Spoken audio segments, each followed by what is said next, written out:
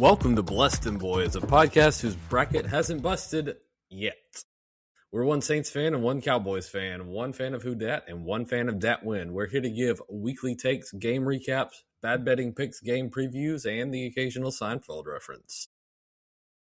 This week, we don't have a patron saint / cowboy, so we're just going to kick it over to Izzy to tell us what time it is. Yeah, that's it. It's go time. Let's see you lift that. Mr. Mandelbaum, please. It's go time. This one's for you, Pop. It's go time. It's go time.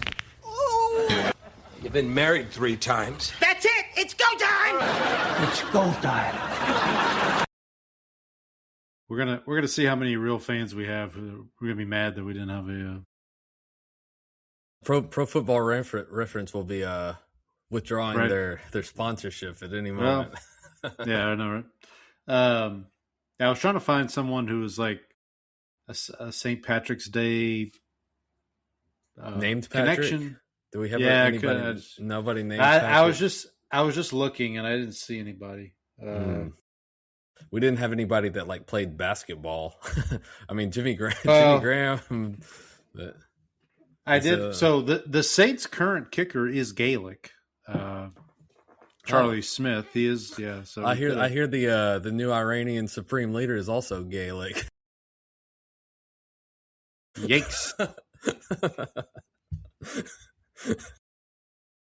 Anyway, moving on. If you're still with us, God bless you. The show is falling apart already. Yeah, this is what happens when we don't. This is what happens when we don't have a patron. Yeah, I know. Yeah, our patron saint this week is Patrick. That's it.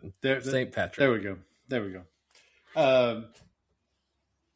If you want to contact the show, I don't know why you would, but if you want to, you can, or if you want to report us, I guess, you can do so. blessthemboys@gmail.com, BLESSDEMBOYZ. Still on X at bless_dem_boys. I am at Paul Elliott _316. Brandon is at Ball from Grace. Blue Sky, it's there, I guess. Oh, I did skeet today. Oh, there you go. Yeah, so I was watching. Are you familiar with the Champions League? Yes. Okay, so the way they do this in the knockout stage, like the tournament before they get to the final, is they do a home and home. So like 1 week you're at one team stadium, and the second week you're at another team stadium. Okay. So there's this team, Bodo Glimt from Norway. Excuse me, Bodo Glimt. Okay. I'm sure I'm butchering that. Because it's Norwegian. I think they have some of the circles with the lines through it or the dots on it or one of, some of those letters. So this episode is great for international relations so far. It really is. Yeah. So they were playing the team from a team from Portugal. Actually, Cristiano Ronaldo's first team. Oh, okay. And so in the first leg, Bodo Glimt won 3-0, so 3-0. Okay. So that pretty big deficit to overcome, right? Well, they go to Portugal this week, and Portugal it's Sporting CP, which is they play in. It's not Porto, but the other Lisbon. Okay. Yep. Okay. Yep. So they play in Lisbon, and so they go back. They get 3 goals to tie it. So now it has to go to overtime. So they'll play an extra 30 minutes so it's 3-0 now. So now it's on the aggregate goals scored. It's 3-3. Gotcha. And so they go to extra time. If it's still tied to extra time, they'll do penalty kicks. They go to extra time. Portugal scores again, and then gets another one late into the extra time. So they end up winning 5-3. So the skeet that I sent out was so there's a term for a big comeback that they use in Champions League a lot of times because it's happened with Spanish teams a couple of times. It's called the remontada. And so I said, how do you say remontada in Norwegian? And so that was it. So that a long-winded way of saying. So I did skew wait, once. so they won 3-0, and then they were losing 3-0, and then came back. So they won 3-0 in the first game, and then this game they like lost 3-0, and so they're so now it's 3-3 overall because in the aggregate. Yeah. So it's aggregate goals scored, and so they ended up like the Sporting CP scored 5 goals in this game. So for to win. But for the game that they played today, Portugal won. Yes, 5-3. Okay, gotcha. Or 5-0. 5-0 was the score for this game. Wait, if Portugal won 5-0, so Portugal beat. Okay, yeah, I misunderstood. They had to make up. They had to make up a 3-goal difference. No. I thought you said Norway won the. No. Okay, Norway. I'm there. I got you. All right. We're all good. So if they had gone the extra time, so like let's say Norway had scored a goal in that extra time, Norway would have won in the aggregate. Correct. Portugal. Okay, gotcha. All right, I'm with you. I got it. Okay. If you are checking us out on YouTube Live, first of all, thank you. Hit that like button or subscribe button while you're here as well. You can check us out on Spotify and Apple. Like, share, subscribe. Tell your friends, tell your enemies, tell the bots. Excuse me. We will get into some football. We'll also do some college basketball, obviously, with March Madness upon us. It actually has started. The first 4 going on as we speak. But before we get into all that, we here at Bless Dem Boyz do pride ourselves on being able to discuss other things. But enough about fish. I can discuss other things, you know. All right, Brandon. What you get up to this week? Well, I do want to point out, I don't know if you ever got a chance to listen to it, but the comedy podcast that I listened to, All Fantasy Everything, did a draft of Seinfeld items from the Seinfeld show. Okay. And so I did not get to listen. I didn't get a chance to listen to it. Okay, so it's good. I think one of the first thing, like some of the, it was like there were things like obviously the puffy shirt was on there. The Merv Griffin set was one of the items drafted. Yeah, of course.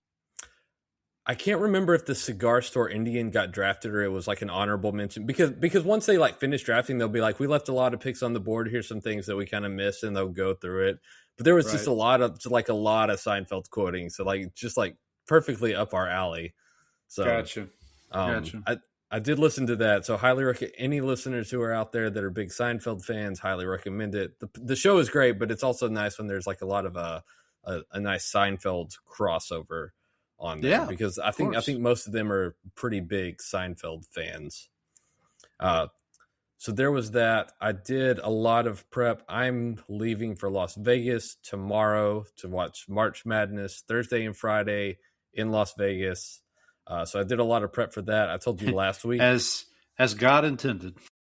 As God intended. So I did a lot of work for that last week, and then I told you last week, like my pipeline broke because there was something going on with like one of the packages that I used to get the data. Oh, your data pipeline.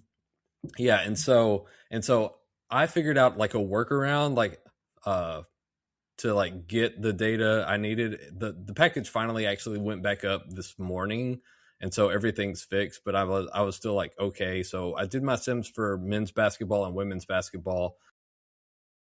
I have Duke as the favorite right now. Okay.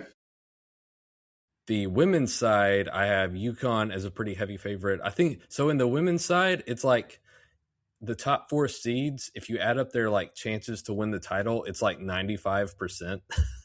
So like it's like those 4 make up the like huge majority of the odds. Texas is actually one of those teams. Texas women's basketball. One of the number 1 seeds in the women's tournament. Oh, very nice. I feel like in women's, it's always like a very top heavy Yeah, you can get some situation. You can get some like upsets and kind of like that middle seeds, but it usually ends up going to the number 1 seeds are usually the ones that make it out. I think last year UConn won the title, but they were like a 2 seed, but they were like, when I was looking at my ratings for them, I was like, I think UConn should have been a 1 seed. So I think they kind of got screwed on their like seeding last year, but most of the time it is the number 1 seeds.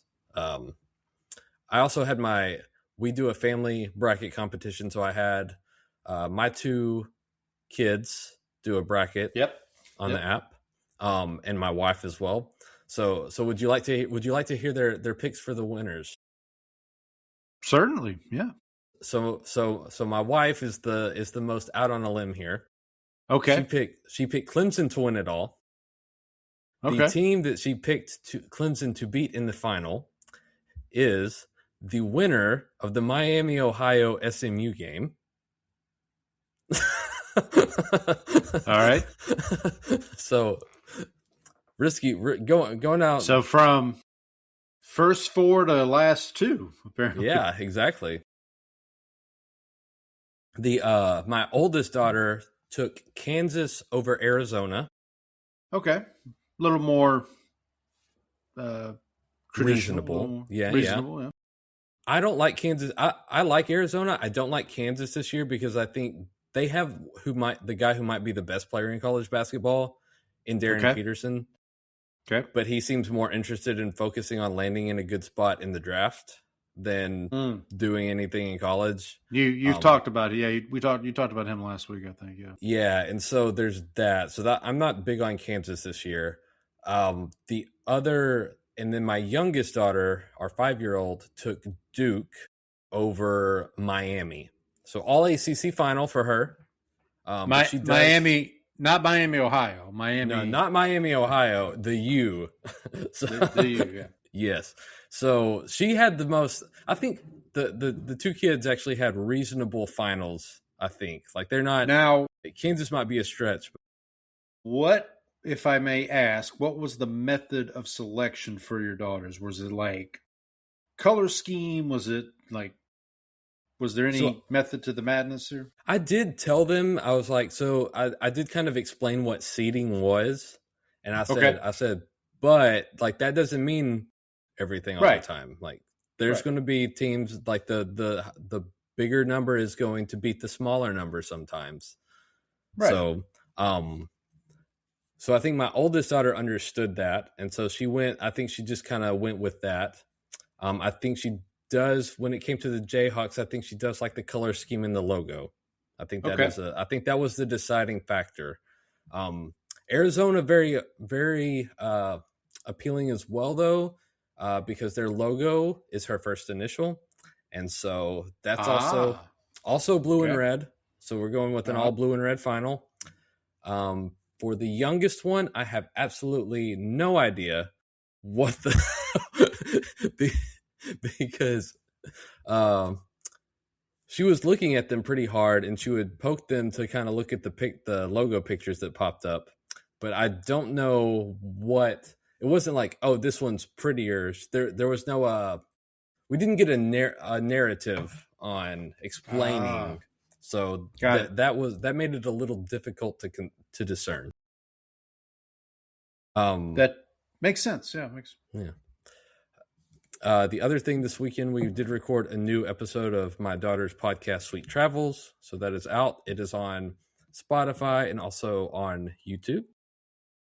May I was thinking of this. I don't want to influence your daughter's show by any means, but I was thinking she could do an episode maybe next year about king cake for Mardi Gras. I do think that would be a good one because it would be seasonal. Yeah. So we can get, so absolutely, that's something to be on the list. We'll put that on the list. It's on the list. You on the list. Ned just don't give her my name. Just don't give her my name. Just don't. I won't name names. Don't name names. And then the other thing is, I think we can kind of talk about this together because I'm sure I know you watched it, but we didn't catch all of it obviously because we were like before the kids' bedtime. But But after that, we did turn on the Academy Awards and watch a pretty good chunk of that. I thought. I did not see Marty Supreme. This is my biggest takeaway, because I kind of expected the one battle after another. Not surprised. The Best Actress winner, not surprised. So I didn't see Marty Supreme. So I'll let you kind of like weigh in on that. But I never thought I like Sinners a lot. Like, obviously, I talked about it. I told you how good it was, how much I enjoyed it. You know, great movie. But you just didn't think Michael B. Jordan. I never watching that movie. I didn't think this is a Best Actor performance. And maybe that's just me. Like, I thought it was a good performance, but I didn't think like this is like the way. I didn't walk away from that screaming, thinking that. My thinking. We talked about this last week because I did take your advice when we were talking about Chalamet's odds getting worse. Mm-hmm. Sunday afternoon before the show, I just checked Underdog to see, and he was like a 3-1 for Best Actor. So I put a little down. Michael B. Jordan, I think, was like a minus 250 or something at that point. So just put a little on it. My takeaway from both One Battle After Another and Sinners was that both of those were great movies with great casts, with like complete casts. Mm-hmm. Obviously, One Battle After Another won the casting award, the very first casting award. I thought Sinners cast was tremendous. My takeaway from Marty Supreme, to kind of get to your point, was that was Chalamet's movie. Like, Chalamet really drove that movie. So that's why I thought he was going to win Best Picture. I was listening to the folks over at the Big Picture podcast. They were talking. They cover the Oscars probably just good or better than anybody else. Mm-hmm. And the question came up, is like, do you think Chalamet lost because of the ballet and theater, which obviously they made fun of him during the broadcast. And Sean Fennessy, who's the host, he basically said he doesn't think that's the reason, but he thinks that the Academy used that as a way to kind of like put him in his place. Uh-huh. If that makes sense. Because the thing you have to take into consideration is that no one that young, Chalamet is only like 30 years old, no one that young wins Best Actor, usually. Uh-huh. Now, I know like Michael B. Jordan's not old by any means. Like, right. But so he's of the opinion that the die was cast. Like, it wasn't like those comments were made public and then everybody went back and changed their vote. It wasn't like that. Mm. It was just like, we're gonna make Timothy kind of stew in this for a little bit. So I don't know. I mean, Hollywood does weird things. You don't think they saw his outfit and then we're like, no, we can't have this guy on the stage. That might have been it too. I mean, yeah. Listen, I was delighted. We talked about it last week. I said I thought Chalamet was going to win, but I'd be delighted if Michael B. Jordan won, and I was happy to see him win. I mean, I don't like I said, I have nothing against Michael B. Jordan. I just thought that like it was just like, oh, yeah, that was not my takeaway from that movie, really. Right. I mean, only the sixth African American to win Best Actor. So there was Sidney Poitier, Denzel Washington, Jamie Foxx, Will Smith, Forrest Whitaker, and now Michael B. Jordan. That's pretty good.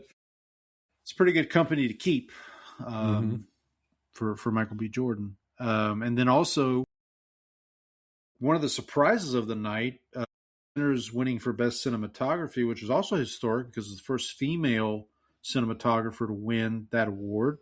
So I apologize. I don't remember her name off the top of my head, but congratulations to her. That was an upset, in my opinion. Train Dreams was kind of the bookmarked favorite for that. And again, I think Sinners completely deserved it, but just, it's kind of surprising. Sinners also won for best score. The composer, Ludwig Göransson, I believe is his last name. Mm-hmm. This guy's like the new John Williams, because he won. This is his third Oscar. He's won for Black Panther, Oppenheimer, and now this, sent for Sinners. So this guy is basically Ryan Coogler and Christopher Nolan's composer. So if he stays, well, Christopher Nolan also big fan of Hans Zimmer over there too. So don't forget that guy. But you're right. But this guy Ludwig Göransson is doing the Odyssey score, not Hans Zimmer. So he did Oppenheimer, but he also did Tenet, the movie before Oppenheimer. He scored that movie as well. That movie is of mine. I think I need to watch that movie about like 3 more times before I might be able to understand it. I've resolved myself I will never understand it, and I think it's just, you just kind of have to sit back and enjoy the movie at a certain point. But the reason I bring this up, because if he keeps being like Ryan Coogler and Christopher Nolan's guy, like he's going to be like the John Williams of this generation. And he and Coogler are longtime friends from back in their college days. So it's nice to see that. I was hoping Coogler would win Best Director. He did win Best Original Screenplay, which was cool. Yeah, I think but it's also nice. Also nice to see Paul Thomas Anderson win his first directing award. This felt like a kind of a, I don't want to say like career achievement award for PTA. For both for kind of those 2 awards. Really, is like, he's had like a lot of like opportunities and like hasn't. I really thought they'd split it. I really thought they'd do PTA wins best. When PTA won Best Director, I was like, okay, Sinners is going to win Best Picture. I really thought they'd split it like that. But again, I mean, I've only seen One Battle After Another the one time. I saw it in theaters, and I talked about it on the show when that happened.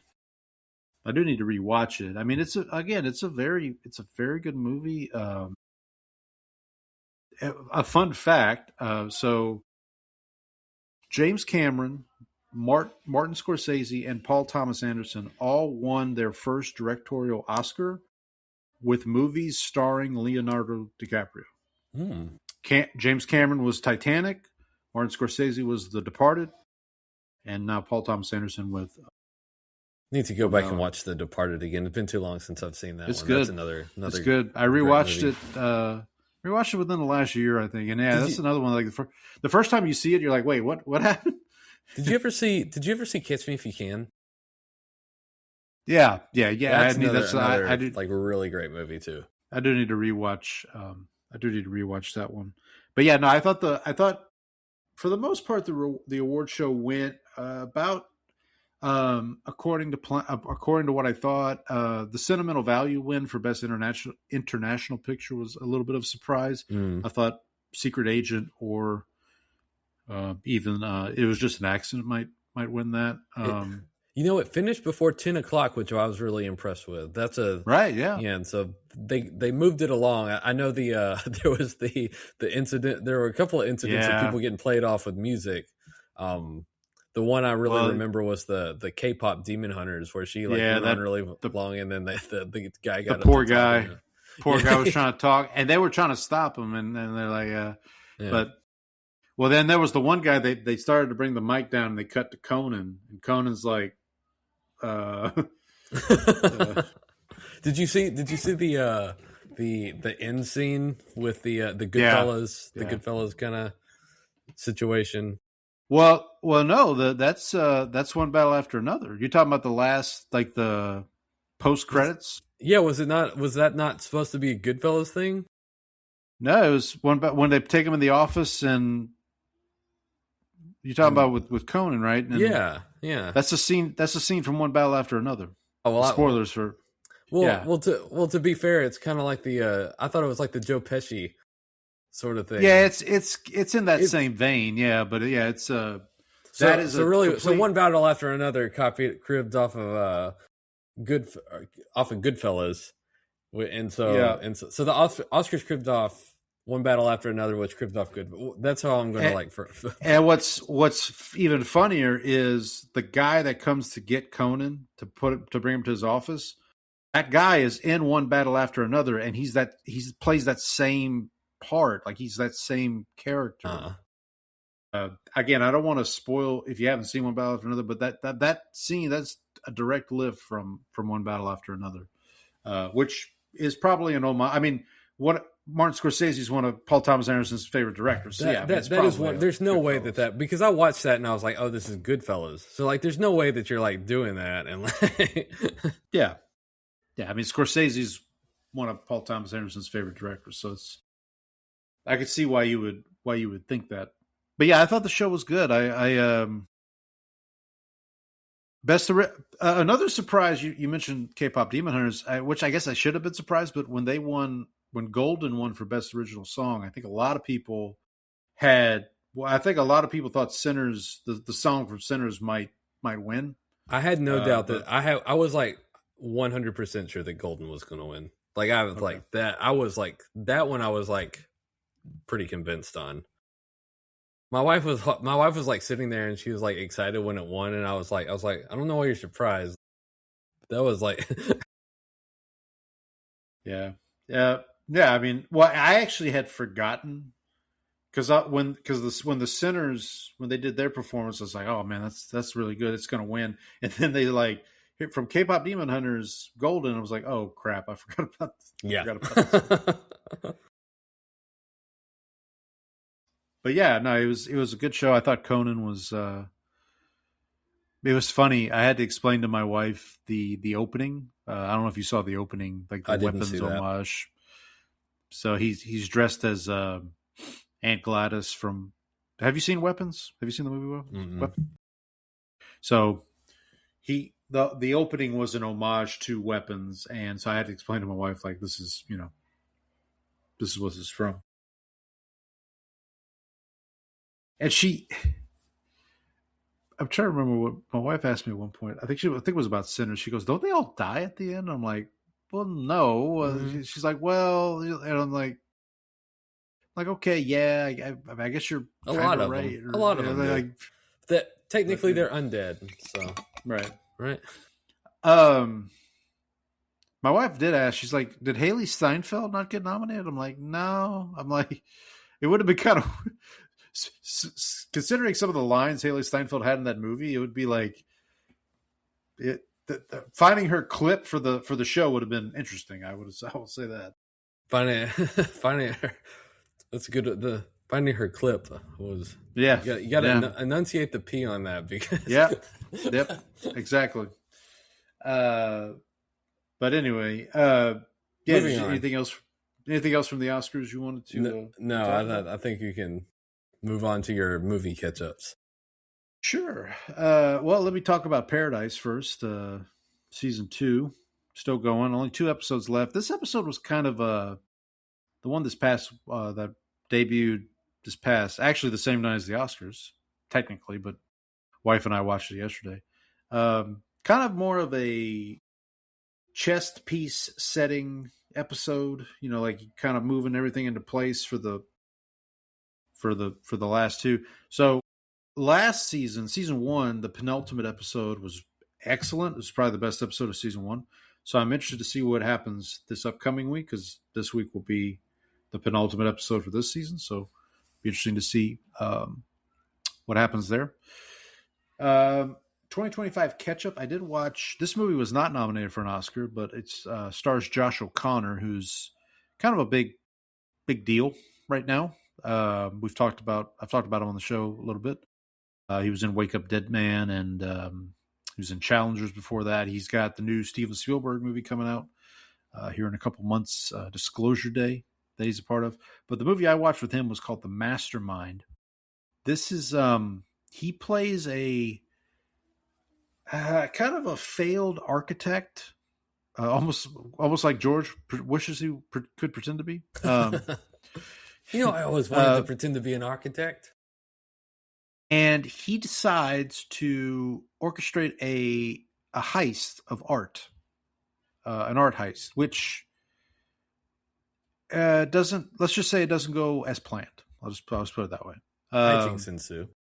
Hijinks ensue. He is married at this time. His wife is played by Alana Haim. I don't know if you know who. She's actually a singer, but she has been. Speaking of Paul Thomas Anderson, she was in she was actually in One Battle After Another, but she was also in Licorice Pizza. If anybody's seen that movie, she's the male or the main, I should say, female. She's the male. I've got some questions. She's the main female character in the movie. What's her name? In Licorice. Alana Haim, Haim. She has a musical group actress. Called or the singer, from the band. That's her. So this is so basically things go awry, and Josh O'Connor has to kind of improvise after the heist goes awry, and it's set in like 1970, so like it's right around the Vietnam War, like that kind of the angst around all that. So there's all kind of good stuff there. It's a very, very good movie. If you can catch it, is on, if anybody has the streaming service Mubi, MUBI, they are the company that distributed The Substance last year.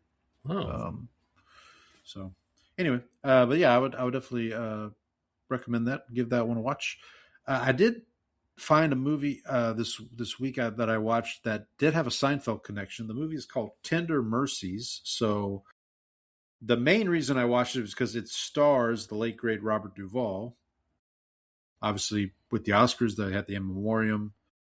This movie is the movie that won Robert Duvall an Oscar as for lead actor. He plays a formerly, a country music singer who at one time was very famous and has fallen on hard times. And it's kind of your stereo. It's kind of the typical type of those movies where you have the person who is really famous and they fall on hard times and they have to kind of build themselves back up. He also is trying to reconnect with his daughter from his previous marriage. His ex-wife is a singer of her own right, of some renown.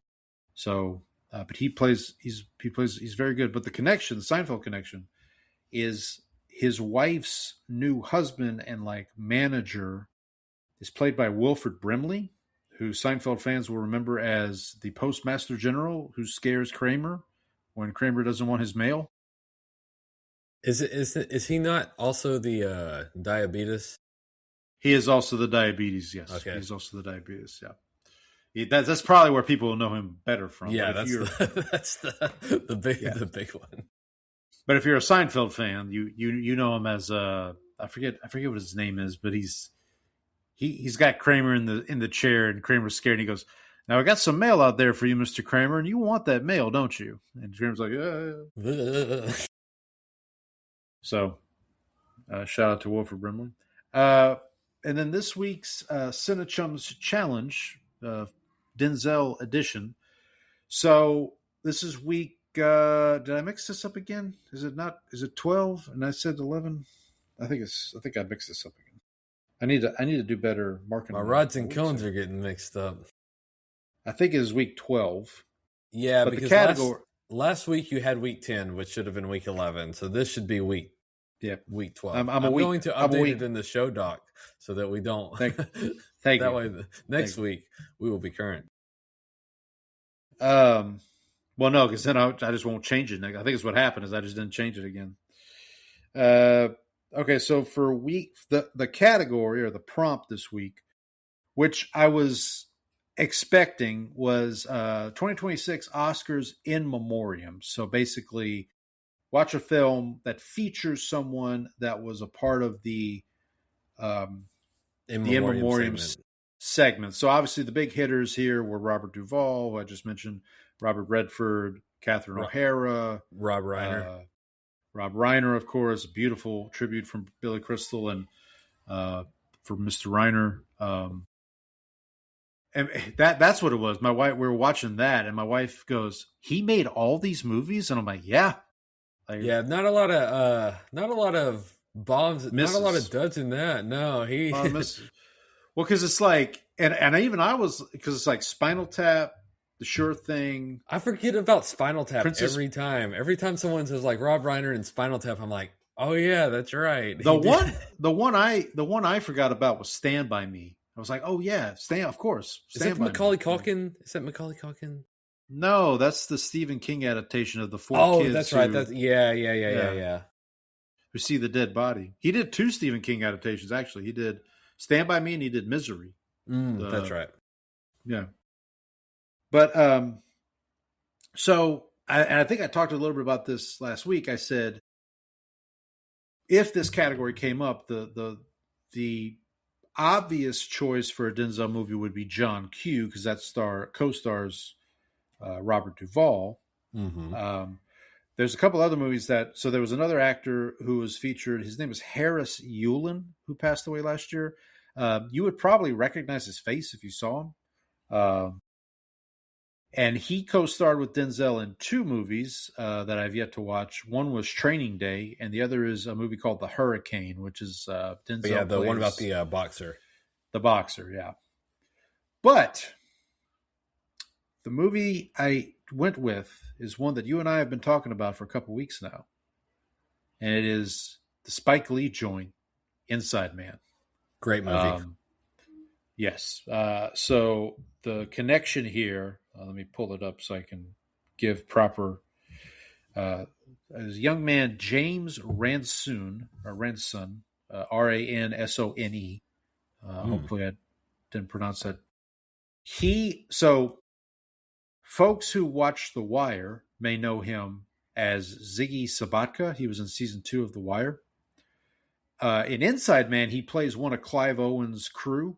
If you've seen the movie, spoiler alert, at the end of the movie, when Clive Owen comes out of the bank and he gets in the car, James Ransone is the young man in the back seat next to the woman whose features are, let's say, voluptuous, who possesses many of the features prized by the superficial male. Superficial male. But yeah, so that's James Ransone. I think his character's name is Steve-O, but in the movie they all call each other like some variation of Steve, like Steve-O or Stevie or whatever. So yeah, this movie, it gets better every time I watch it. The first time I watched it, I was like, what's going on? Like what are we doing here? But yeah, this watch, I was just blown away by how good it is. Denzel's great. Chiwetel Ejiofor, who plays his partner, is fantastic. Jodie Foster is like lights out good. Mm-hmm. Christopher Plummer, obviously Clive Owen. All of the actors that are in the bank, those are all like real New York residents for the most part. Nice. Yeah. So, and obviously Spike Lee. What did you watch this on, by the way? How did I watch? Oh, Prime. It's on Prime. Okay. Prime Video. Yeah. It was on I think last month it was on YouTube for free, but it's not on. I mean, you can still rent it on YouTube, but it's not. Because YouTube had a lot of Denzel movies available. Like Tubi's got a lot of the Denzel movies right now. Tubi and Stars has a lot of Denzel movies. Because Training Day is on Stars right now. Because I was really close to doing Training Day, only because it's the 25th anniversary, and obviously Denzel won with the Michael B. Jordan win. You know, and Denzel having won his Oscar for Training Day, I thought that would be good. But when I saw the chance to watch Inside Man, I said, well, let's do this. By the way, so James Ransone, who was in this movie, I just want to acknowledge he passed away in December of 2025 from suicide. So it was kind of a sad deal. As a young man, I want to say he was maybe our age, maybe a little younger. So our thoughts to him and to his family. Yeah, Inside Man. I did. Which? Oh, sorry. Go ahead. Finish that before you go on to the next movie. I got something. Well, what I was going to say is we talked about this last week because I was going to try to watch Inside Man last week. Inside Man was not nominated for anything, right? In that Oscar cycle. I think that was the same year as The Departed, which we just talked about briefly. I think that was that same cycle. That sounds right. It was when I was in college, and so I like remember seeing a bunch of these movies like in theaters, like with college buddies. Yeah, but no, that was the last little bit I wanted to talk about. What you got? So I don't know. I know you probably haven't watched any more Suburgatory. I have not. But do you remember he was introduced as the diversity student, Malik? Yes. Yeah. Yeah. So I didn't know this. I was looking him up while we were watching an episode the other day. Apparently he was in The Wire. Okay. He was Randy Wagstaff. Randy Wagstaff. Does it say what season of The Wire? 2006 to 2008 were the years. I do not know what seasons those are. Hang on. Let me see. Because I've only seen up through season 3. Oh! I thought you had finished that for some reason. So, there we go. All right, let me see here. I have Maestro Harold. Mm-hmm. He looks familiar. Give me a second. I'll get to the bottom of this. Oh, he was in Barbershop too. Oh, he was also in. He was in Ali. Okay. Or Ali. Okay, so Randy he's in season 4 of The Wire, which I have not seen yet. Gotcha. Who was he in Ali? He was young Cassius Clay. Oh, okay, So, cool. Ali's a pretty underrated. that was a good movie. Yeah. Michael Mann, same director as Heat. Here's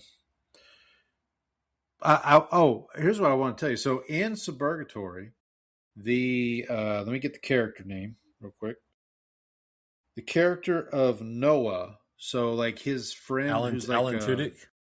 Alan Tudyk. He and I share a birthday. Oh, nice. Which was yesterday. Yeah. So I was looking up. So I wanted to see who because the most famous person or famous actor that I share a birthday with, other than Alan Tudyk, is Jerry Lewis, who was the original Nutty Professor way back in the day, and did obviously the telethon, the Jerry Lewis telethon for yes. So, but yeah, Alan Tudyk, and also you'll know this person, Alexandra Daddario from. See, that's the one you got to lead with. Now, I saw a post on Twitter this week where she was in some scene where she was like tied up with like a shirt. Oh yeah, just covering. Yeah, and somebody said that she wanted to do it nude and the director wouldn't let her. And yeah, and the I've heard the story. Yeah. And so the quote tweet with this was it was in Portuguese. Somehow I ended up on a Portuguese with but I had to have it translated. But it said this director has blood on his hands.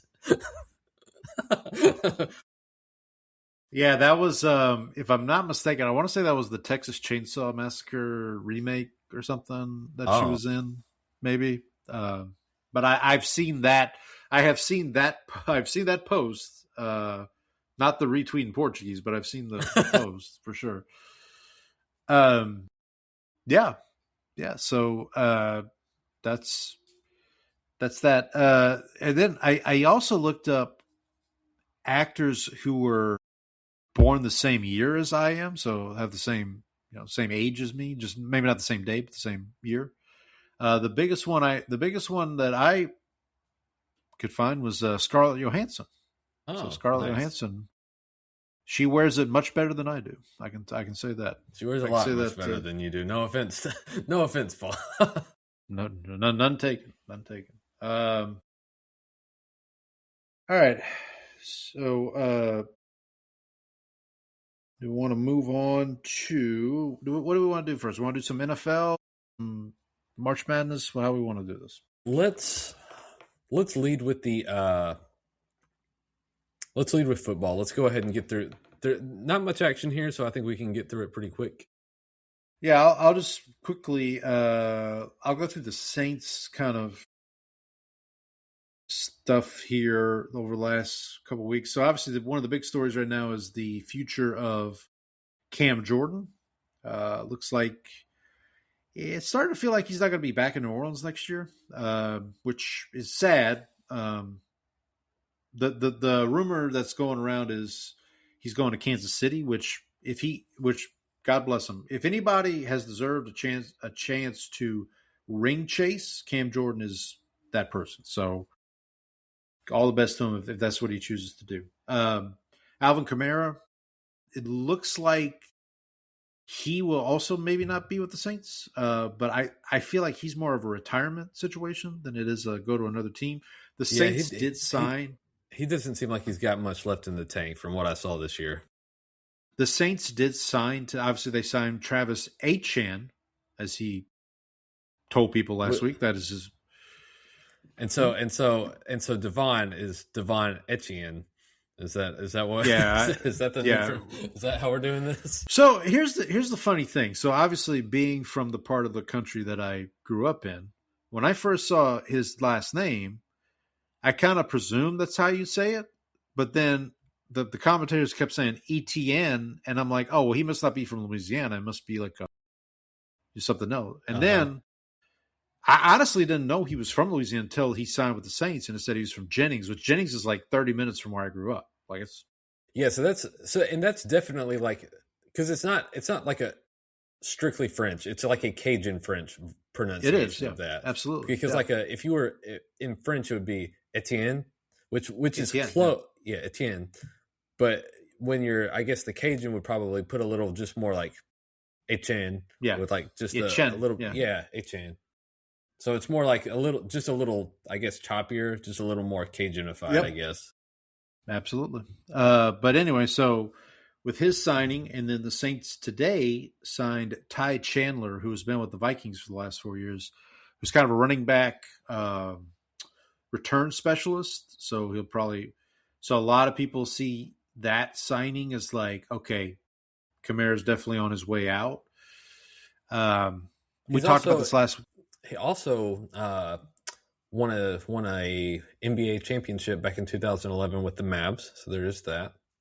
He did. That's right, Ty Chandler, of course. Yeah. Ty Chandler. How could I forget? I assume Ty is short for Tyson because there you go. A 7-foot running back. Yeah, that'll work out. Get your pad level lower, buddy. And then in other Saints news, I two pieces of news. One, Beanie Bishop was suspended for the first 3 games of the season, and I also learned today that Beanie Bishop is a New Orleans Saint. I had no idea. I learned that Beanie Bishop existed, so it's news to me. Half the Saints, to the planet. Half the Saints fans I saw retweet this story were like, "Who is this? Like, when did he?" When was this person on our team? I forget what the suspension. I think it was performance enhancements substance issues. Some illegal substance. Be it. Yeah, I don't remember the particular drugs or performance enhancers. Yeah. So, I mean, literally, like. The first thing I did was I went to Ryan from Saints Block Party Podcast. I went to his Twitter because if anybody would retweet with the who is this, like he would be the guy, and he did not disappoint me. He was like who is this person? Like I remember during I think it was training camp last year or maybe the year before, they cut a player. Last name was Galladay. His first name started with like an X. Like it was this really weird name. Like who? So it's like not Galladay, Galladay. Galladay, yeah. You wonder if that guy got signed by like somebody in the front office, like, oh, this guy's great. Like somebody making the wrong pick in fantasy football. Like there was an episode of the league where they were so do you remember Jordan Cameron, the Cleveland Browns tight end / wide receiver? Yeah. Cameron Jordan. Yeah, so someone drafted Cameron Jordan, and then he's like, well, you just drafted the defensive the lineman. Well, that's the famous draft story. Cam Jordan got drafted by the Saints, and then like an hour or the next day, he gets called by Cleveland. They're like, hey, we're drafting you, and he's like, no, you're not. Like, I was drafted by the Saints yesterday. This is illegal. Right. You can't. Yeah, this can't happen. So that's basically the Saints news. Tyler Shuck, I will mention this. Tyler Shuck went on the Caleb and Josh Downs podcast. I don't know if you saw this.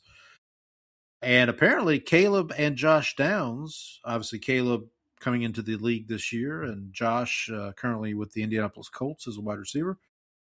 They grew up Saints fans. Caleb Downs was a Saints fan growing up. So, it's going to be tough for him to have to play for the Cowboys then. I knew if I set that one on the tee, if I set that one up on the tee for you, you'd knock it out of the park. Well, so Tony Pollard, like, so one of the podcasts that I listen to every day is the Chris Vernon show out of Memphis. Okay. So obviously, like, University of Memphis football big. So when Tony Pollard was coming out, he got drafted by the Cowboys that year. And so Chris Vernon, who is a big Cowboys fan, like had him on the show to like come and to talk to him. And so his family actually runs a barbecue restaurant in Memphis, Large Barbecue. And so they were asking him about it, but his family was all like Steelers fans. So like they talked about that, and like he's like, are they going to still be Steelers fans? He's like, nah, all the Cowboys fans now. It was like, I mean, it was a cool story, but like there was the one thing. Yeah, that was. I feel like there was a similar story last draft. There was somebody who grew up a fan of one team, but then got drafted by another. So. But maybe I think seems like Tyler Shuck might have been recruiting a little bit. Caleb Downs would look good in the Brandon Staley defense for what that's worth. We'll see. We'll see how. I just wanted to throw that out there. Brandon, what the Cowboys get up to since we last? Joe Milton has officially been put on notice because the gunslinger. NFC East. Oh, that's NFC right. East competitor. This news broke during our show last week. Remember, right. we were in the midst of the Max. I couldn't remember. I was like, did we talk about this? We were talking about. So we were trying to get the Max Crosby thing straightened out, and then it randomly, I was like, oh, the Cowboys signed Sam Howell, and you were like, okay. That was all right. Fine. So, because they still also have the I think Will Greer, the former Florida / West Virginia. No, they released him. They released him. Okay, I think I saw that they released him. Yeah. Okay, because when that signing was made, they still had Will Greer on the roster, so I missed the news about him being cut. Obviously, I think it was the next day. I think. Like Wednesday, they announced that they. Obviously, this wasn't big enough to like blow up Cowboys Twitter, so I didn't. Fair enough. Fair enough. The other thing they did we get the Sam Williams re-signing last week too? That was the other thing that I don't recall. I don't think we talked about it. Okay, they brought him back for $3 million, so like basically nothing. So which is good because you need a defensive in depth, and then the one signing, which I know is new, which is they added they added a Durant, not the one from Texas. Oh, yeah. They added Kobe Durant from the Rams. And so add a little more depth at the corner position. I mean, obviously, like with what the Rams have done in the offseason with their cornerback room, he was kind of the odd man out. But I think it's a good. I don't think he's going to change the course of the defense over here. But I do like adding competent defensive backs to a room that was pretty short on him. I would say like with what the Cowboys have done in free agency, if they had landed like one like larger name, because I like kind of what they did in the trade, because they also this week they reworked the contract for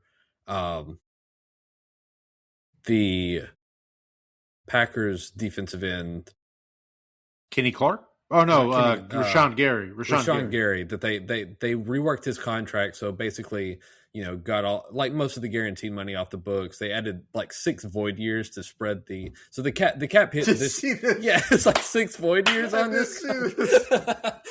This is okay. So this comes into play because the Saints. It was announced today. The Saints, all their free agency signings had 0 void years. Oh, that's a big. For like the first time in like 10 years or whatever it is. And so Ryan from Saints Block Party Podcast tweeted the hang the banner. Yeah, exactly. The Morgan Freeman gif from Shawshank of like when he shows up at Zihuatanejo and he's just doing like this. So I retweeted the one of him when he's in his parole hearing of talking about I feel like I'm a changed man or something like that. Yeah, so now the Cowboys have taken the Saints' place. Is like we're just going to add void years to a contract just to get. Yeah, so, but I think that obviously makes the like trade more palatable, giving them up a fourth, and like you were able to rework it, but get a bunch of money off the books, and I think it kind of ends up working for both parties in this situation. I think if they'd been able to add like Nakobe Dean. Or, I mean, obviously Max Crosby is the big one, but even just like not like an upper tier free agent, but like one of those mid tier guys that they were in the market for him, but like Nakobe Dean obviously just got called by his buddy out in Las Vegas. And so, I mean, if they had made one more move, if they're able to add like another linebacker, I think I would be like satisfied, like not like, planning the Super Bowl parade, but like saying, okay, I think we've done what we really needed to do in free agency. I think they were aggressive. I think they tried to do it, but I think they also kind of like just lost out when they tried to be aggressive for like reasons beyond their control in some situations. So, I mean, don't hate what they did. Would have liked a little more, but this is it. They did something. They did a lot more than they usually do, which is an improvement. Do we want to talk about? No, it's. I did want to mention. We're talking about contracts. Travis Achan. His contract details came out today, and it basically amounts to a 2-year deal at $12 million a year. It's a 4-year deal, but they have these outs after. Yeah, it's always you always wait. The first deal that comes out is the agent version of the deal. Right. So. Well, because initially, I think what I initially texted you was like 4 years, 52. I was like, then it became 4 years, 48, and then now it's like it's 4 years at like 11.5 annual or APY. Yeah. But yeah, it's 24 guaranteed. So and majority of that 24 guaranteed is on the first 2 years. So. Anyway, so just wanted to throw that out there as well. I do want to talk about. So obviously, we spent a lot of time last week talking about this Max Crosby fiasco. Mm-hmm. I did want to go back to that just for a moment to discuss it. So we recorded on Tuesday. On Wednesday, so obviously the news had just broken right before we recorded last week.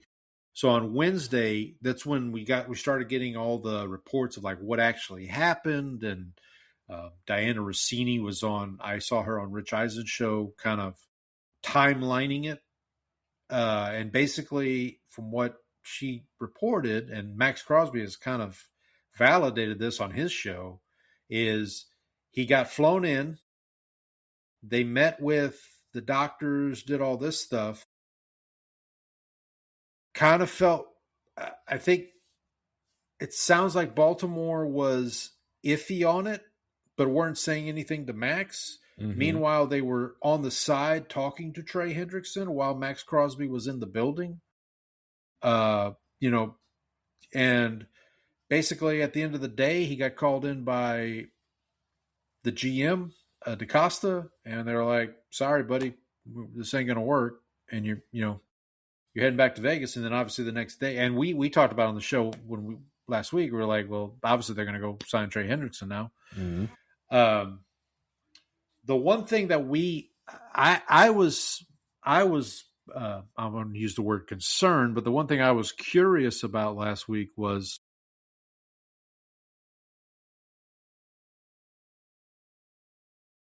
would that them having to take Max Crosby back, the Raiders that is, would that impact the signings that they did? Like we just talked about Nakobe Dean, we talked about Coy Walker, and then Tyler Linderbaum. And it didn't. Apparently, they're still able to keep those guys. So if you're the Raiders, this kind of worked out okay because now you've improved your team and you're getting a pissed off Max Crosby back. Like, I mean, I don't know. I mean, you kind of try to make the best out of a bad situation, but right, you try to make chicken salad out of exactly. Right. But I mean, this could end up being now, I think the biggest blow, in my opinion, for the Raiders is now they don't have that extra first round pick. Right. As which would have definitely helped, but we'll see. I do think Crosby's going to have, I think he's going to have a big year. At least I hope he does. I just feel like, and maybe he still gets traded. Who knows? Maybe it's like a post June 1 thing where they find a trade partner. So I was listening to somebody and they said, how the reporting was that the Cowboys were not interested, and right, and it was basically like, yeah, obviously you tell everybody that you're not interested, because if you tell everybody you're still interested, like the price of the brick does not go down. Right. So, but the price, as I tweeted Wednesday, yesterday's price is not today's price. Yeah, right. I think we should also talk about, before we get to, I think the biggest one we can talk about. I think we'll save that for last. But the other thing that we talked about, we've been critical of the Texans not pursuing offensive line pieces. They addressed that today. They signed Wyatt Teller. Sounds like a Western character, Wyatt Teller, former bank robber. Yeah. Now current sheriff in the one horse town. He will be coming to Houston, which I think is a good move. Three-time Pro Bowler, Wyatt Teller. Yeah.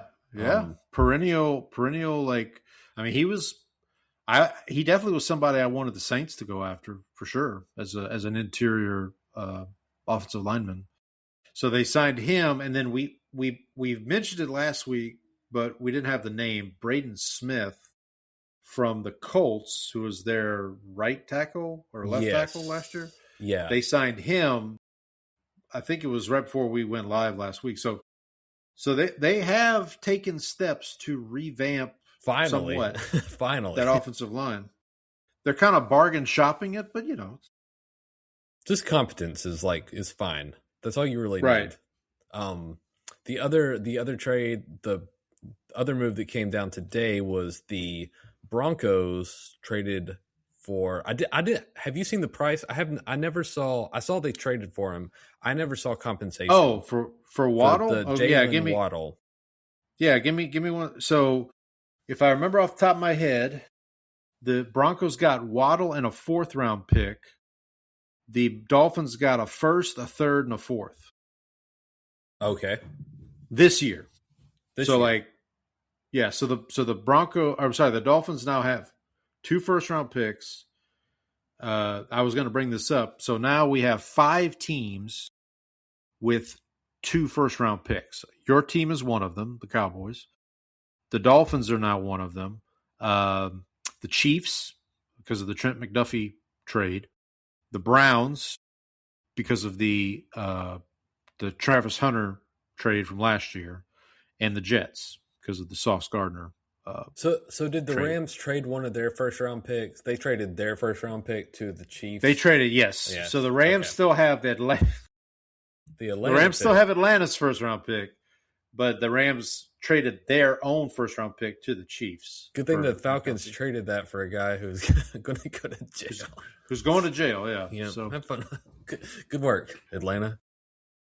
Yeah. So it'll make the draft interesting to if one of those teams if the Dolphins decide to, I don't know, trade up for, they probably need to trade up for a receiver. I mean, their receiver room is.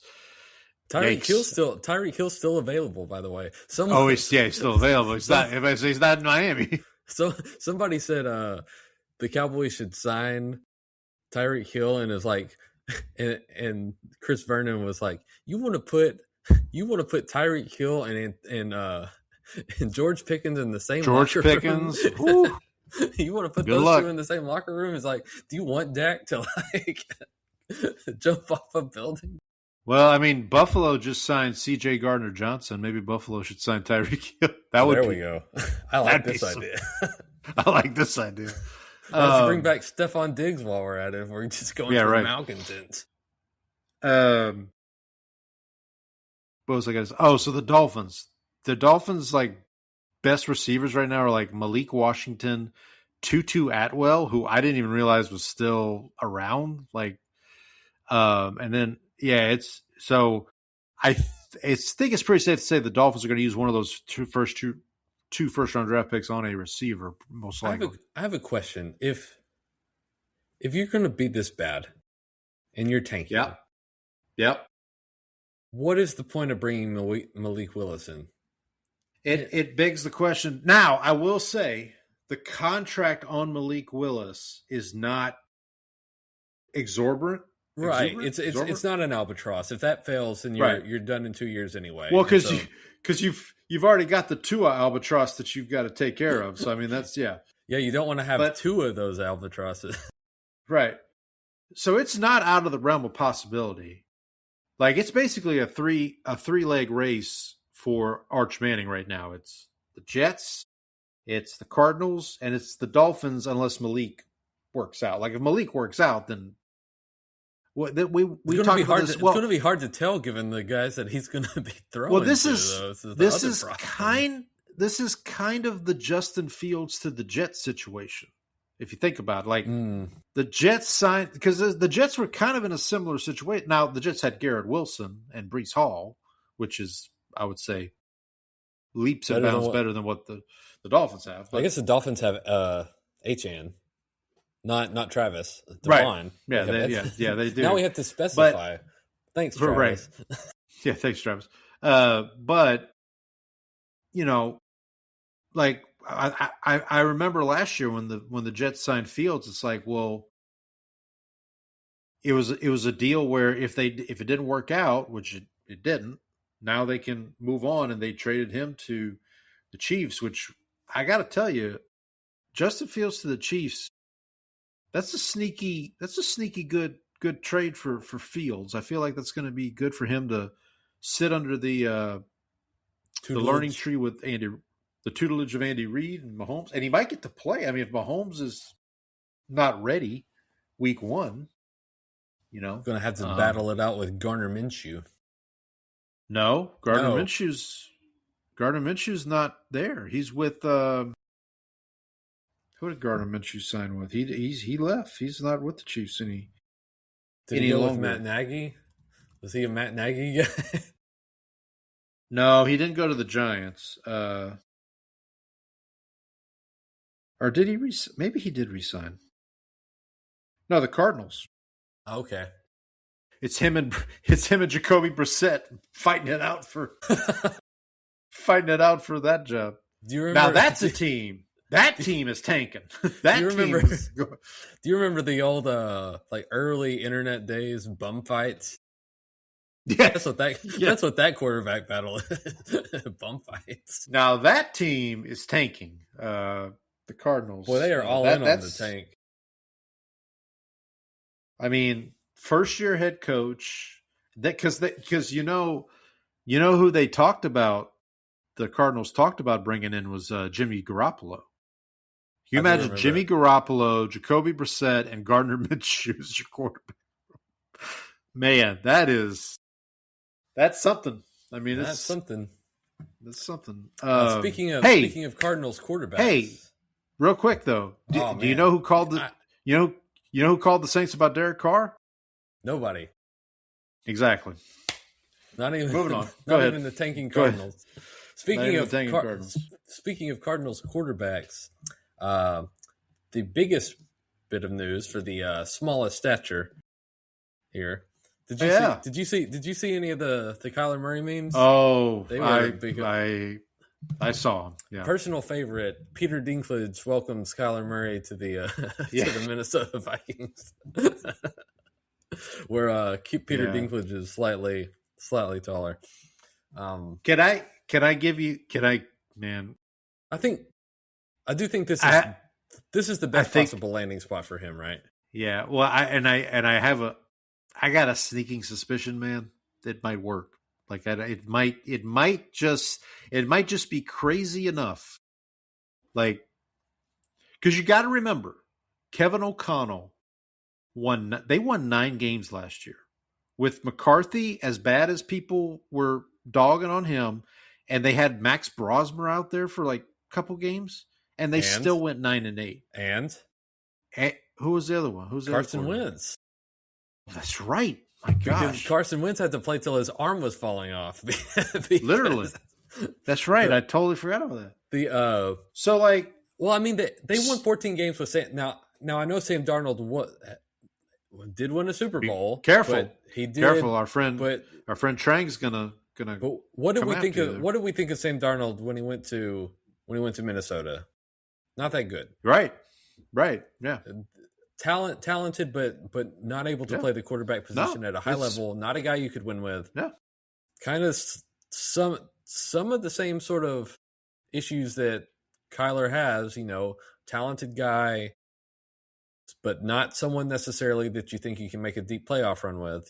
He gets under O'Connell's system. Like, you got to think with the weapons that they have in that, the coaching that they have in Minnesota, he's going to be set up pretty well. So I think this is the best that he could have hoped for. And I think it's also the best that, like, given what the quarterback market was, I think this is actually the best that the Vikings could have got out there too. Yeah, because the best case for Kyler is this turns into a Sam Darnold type situation where he just plays really well next year, and then in 2027 he maximizes his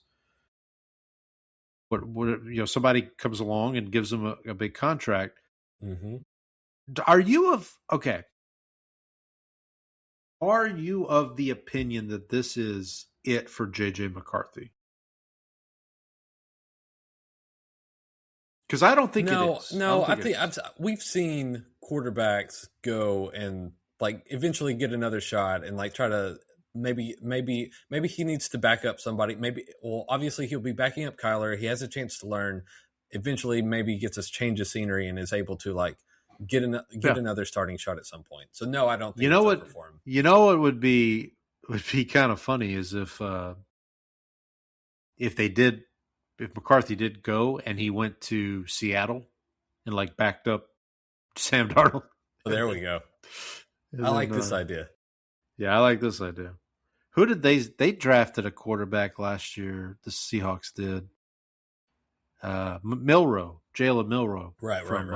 Alabama. Jalen Milroe, who, as I contend, is Jalen Hurts, but a less accurate passer. Yikes. So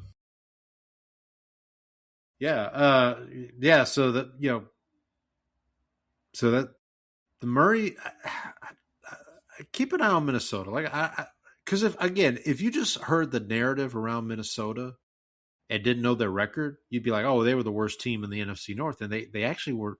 They actually didn't finish the last place. Detroit did. In fairness, one of those wins was against the Cowboys defense. So, well, fair enough. So, yeah, fair enough. We'll call them 8-8. Yeah. Okay. Sure. Sure. That's how that works. obviously we're getting into draft season. We talked about the teams with 2 first-round picks. I did want to mention Daniel Jeremiah, the mock draft guru or the draft guru there over at NFL Network, which I think as of April 1st will also be ESPN, right? You heard about this, right? Like, with the ESPN didn't is they get a stake in it or something? It was like because Rich Eisen on his show is saying as of April 1st, he's technically an ESPN employee again. So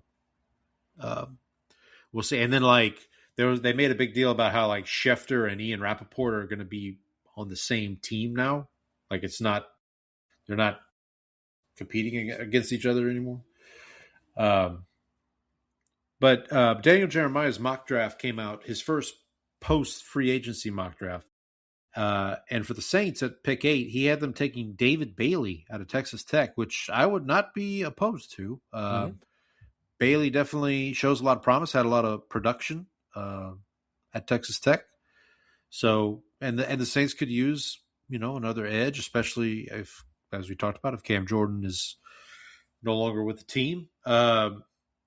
I've made it clear last week. I'm at the point where I think what the Saints have done in free agency sets them up very nicely to be kind of best player available at 8. So David Bailey, Caleb Downs, Sonny Styles, offensive lineman, Ruben. Gosh, help me. If they trade back, if they trade back and get an offensive lineman, I'll be okay. But if at number 8, if they're picking like Ione, who's the guard from Penn State, I'm going to be like, oh, not. Well, the Saints are known as the team that likes to trade back. So, right, of course. Well, maybe as long as they don't. With all those void years done, now maybe it's the time where they change course completely. The void years are gone, and the trade back era has commenced. Listen, you got to do it. That's I talked about it with Ross a couple weeks ago. Like, it's been 17 years or whatever. 19 years, almost 20 years. If the Cowboys traded up with the Saints, like swap. Okay. And the Cowboys took like Caleb Downs or Sonny Styles off the board. Would you be mad? I'd be mad. Okay. I'd be mad. Okay. Yeah. Well, especially if it's a situation where there's only one of them left. So like if we get to 8 and like only Caleb Downs is, and like Sonny Styles has been taken, Jeremiah Love's been taken, some of those other players, and we get to 8 and it's like Sonny Styles is available. Sweet. Cowboys trade up and take Sonny Styles. I'm gonna be mad. I will say the guy that I talked myself into it, number 20 is it Rodriguez, the linebacker from Texas Tech? Yeah, I've kind of. Wow. Yeah, I was kind of hoping for him in the second round, but yeah, okay, sure. He's at that point I think because the Cowboys don't have a second round pick, and so I think right. reaching for him at that spot I'm okay with, just based on like what he's put on tape, the measurables. Like I don't know, I just. Well, that was a big question about him going to the combine. Was he looks great on tape, but is he gonna measure? Is he going to perform? Put the metrics up, and he did. So yeah. So, but no. So Daniel Jeremiah for the Cowboys had them taking Jermod McCoy, the corner out of Tennessee. He's got the injury. He's got injury. Yeah, concerns, I think that kind of knocks him off the board here, especially at 12. That's a little rich. I did. Did you send me a mock draft that had Caleb Downs at 12, or am I? I think I did. I may have sent you one of those. Yeah, or maybe I did a mock draft simulator on like PFF, and that happened. Maybe that's what I'm thinking of. And then at 20, Daniel Jeremiah has the Cowboys selecting defensive end T.J. Parker out of Clemson. So Clemson, the pick to be the national champion. Is it really? Well, that's not. This yeah. Oh, that's right. Yeah. I'm sorry. I would like to give an update. UT currently up 25-19 in the first half. Yeah, I got it. I got it on the TV here, so I've got. You'd be proud of me. I got UT, North Carolina State to my left here, and to my right, I've got SFA and Tulsa for the NIT. SFA was winning. They're at commercial right now, so I have to. It is 39-36 SFA at the moment. Facts for Jacks. There we go. By the way, I don't know if I mentioned this after the combine, but one of the top performers coming out of the combine was I forget his first name. His last name was Cummings. He was a cornerback out of SFA. He had like a 4.3 40. Nice. Tested very well. Kind of, I think most people see him as a developmental corner, probably like a special teams contributor at first, and then working his way to, being a full-time corner. But gotcha. So I did want to mention that. All right. Can you camp for just a second, and I will be right back. I'll camp. Yeah. Let's look at some scores here. So yeah, Texas 25, NC State 19. NC State just scored, so it's 25-21. I will let you know, folks. I believe. Let's check the scores from earlier. Here. Men's basketball. Here we go. Earlier, Howard University defeated Maryland, Baltimore County, 86-83. That was the first four in the Midwest region. So let's see who Howard gets to play next. They get to play Michigan, the number one seed in the Midwest. You can get Howard at a good old 50-1 on the money line there if you want to get some of that action. We Brandon and I will be going through the brackets here momentarily. Like I said, Texas, NC State, they are currently first half 25-21 Texas. The winner of this game will face BYU, it looks like, in the first round. I'll have Brandon confirm that here once he gets back.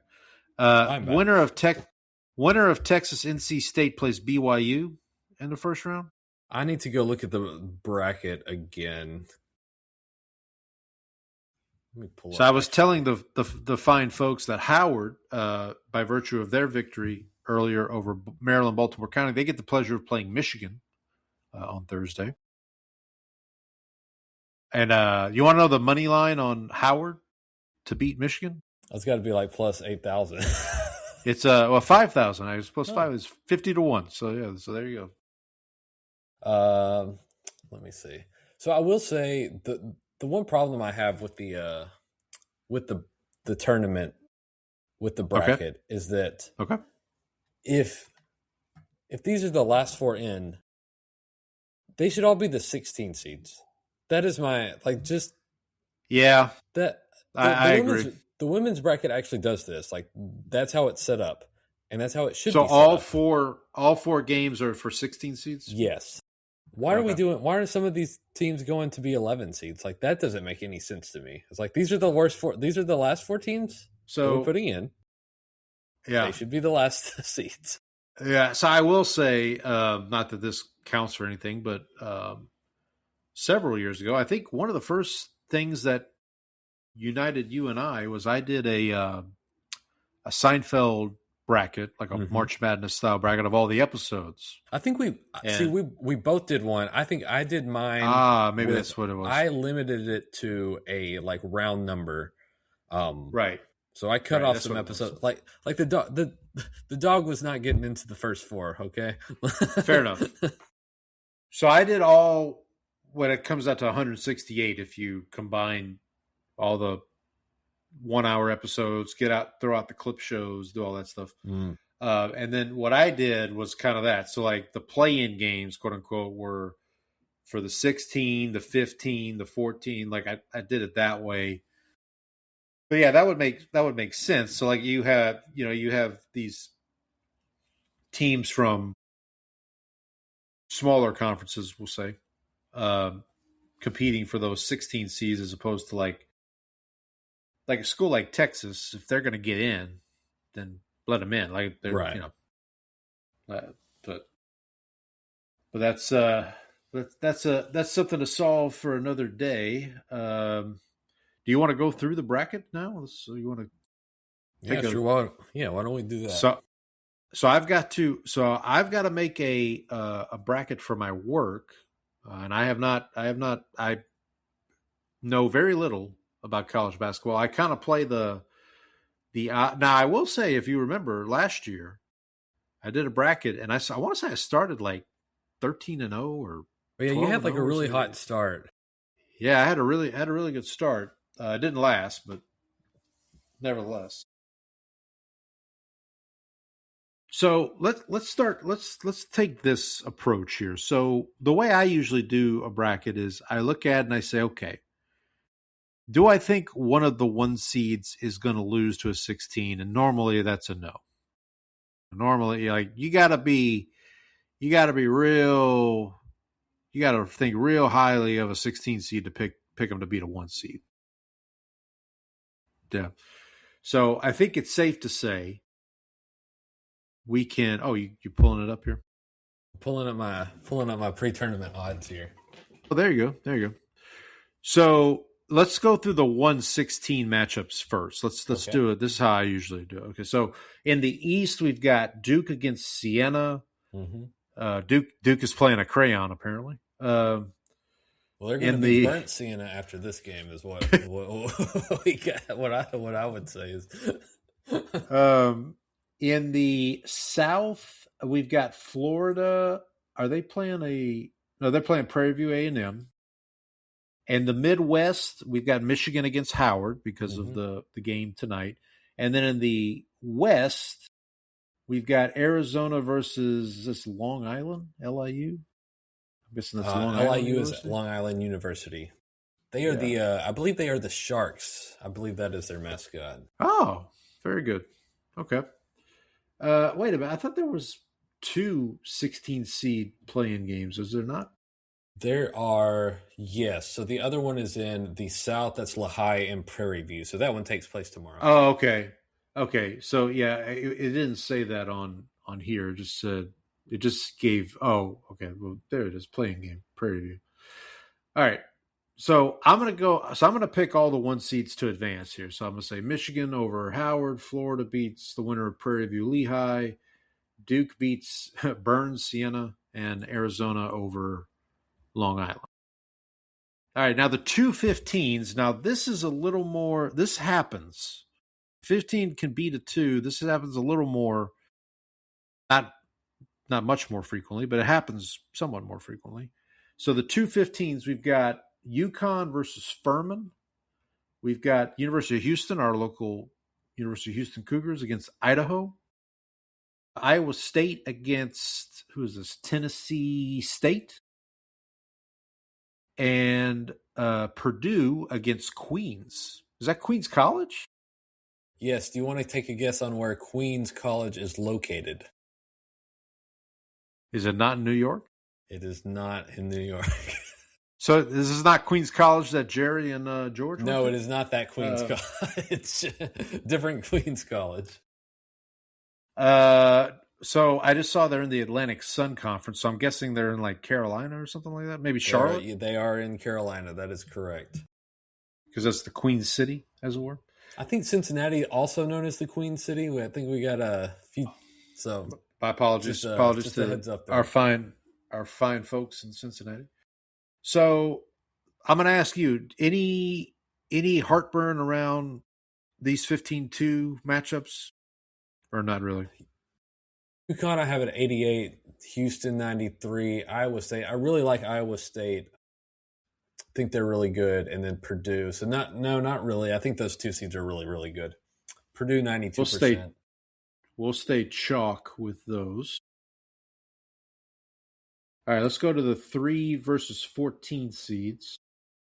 So I will say, once upon a time, actually, it's an anniversary for your boy here. 20 years ago today, Brandon, my alma mater, not SFA, my other alma mater, Northwestern State, as a 14 seed, defeated Iowa as a 3 seed in the tournament.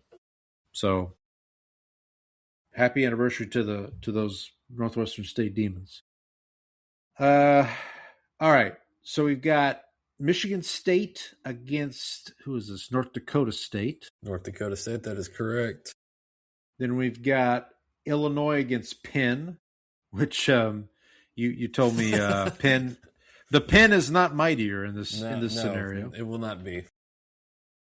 We have Virginia against Wright. Is this Wright State? Virginia against Wright State. Just says Wright on here. Wright State, that is correct. Okay, and then we have Gonzaga against Kennesaw State from Conference USA. How we thinking here? Any possibility of an upset here? Obviously, Illinois. I think North Dakota State plays pretty smart. I don't know about the athleticism of Michigan State. I could see that happening. I have it at a 18% chance, so obviously pretty low there, but not out of the question. Illinois, obviously not. Virginia's good. Virginia also just played a long tournament and a kind of brutal game against Duke for the ACC championship game, okay. So that could be, okay. If you see some fatigue. I think Virginia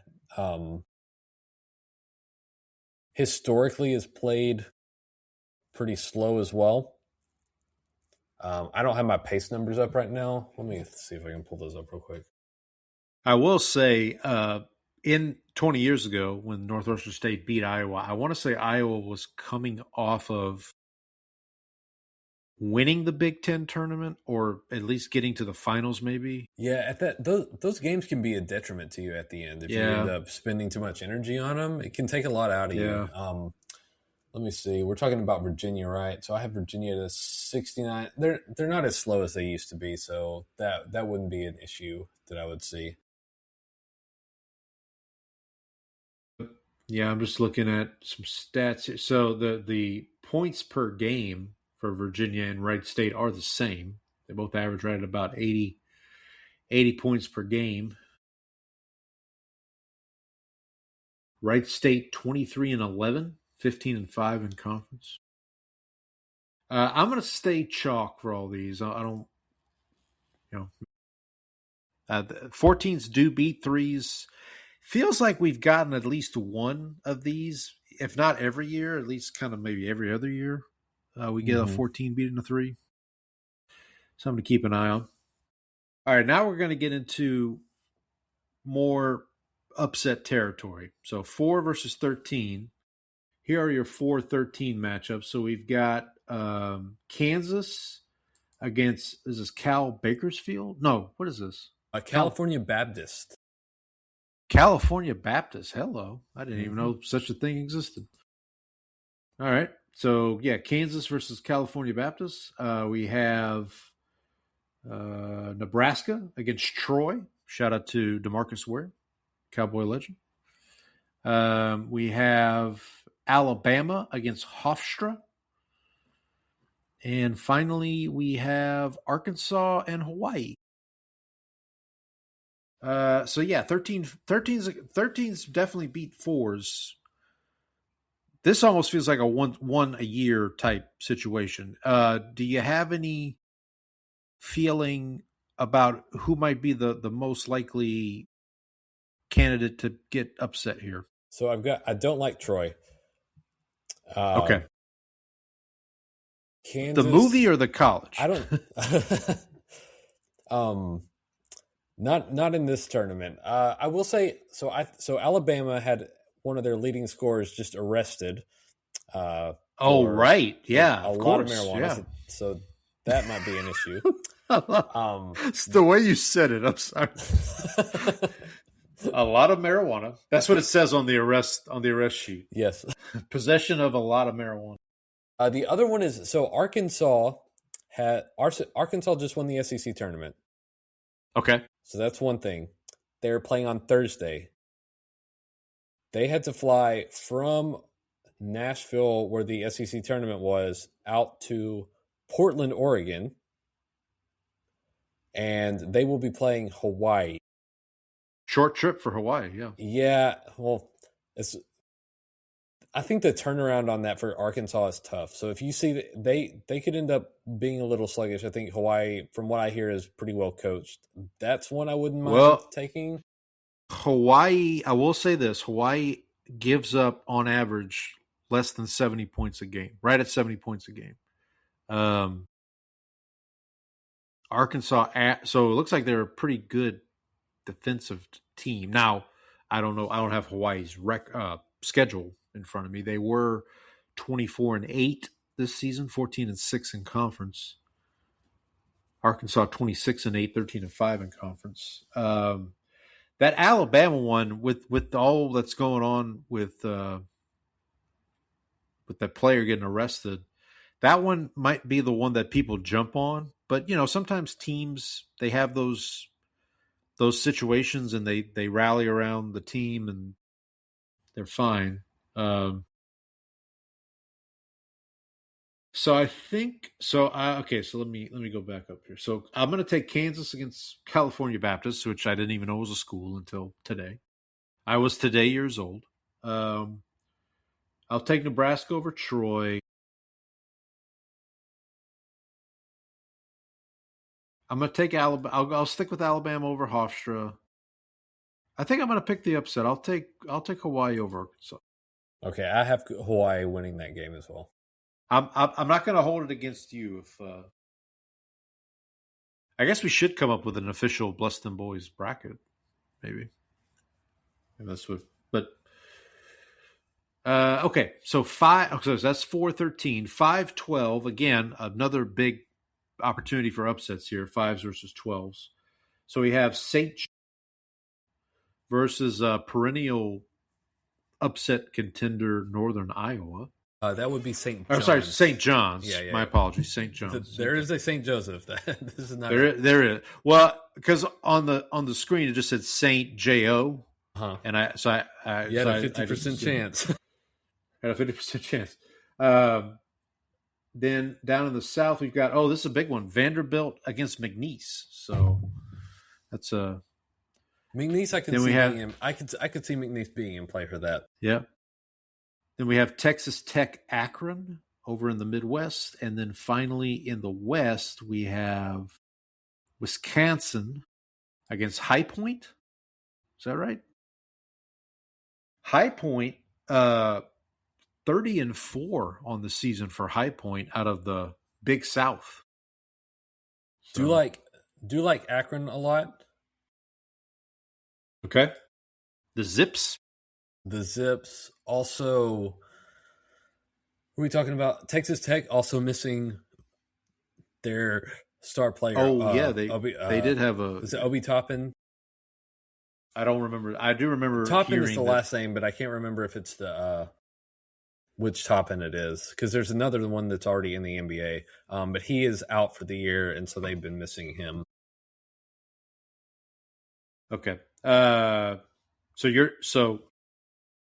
So now with the 12-5s, there is very much a possibility of multiple 12-5 upsets, I would say, right? Mm-hmm. In a given year, based on the numbers. So let's see. Let me go back up here. So I think I'm going to. Oh man, is it possible that all 4 are upsets? That would be really wild. But we're talking about 12-5s? Is that where we are? 12-5s. Yeah, 12-5s. I would take St. John's. I think St. John's is really good. Okay. All right. So I think St. John's actually just beat UConn in the Big East, the Big East championship game. That sounds right.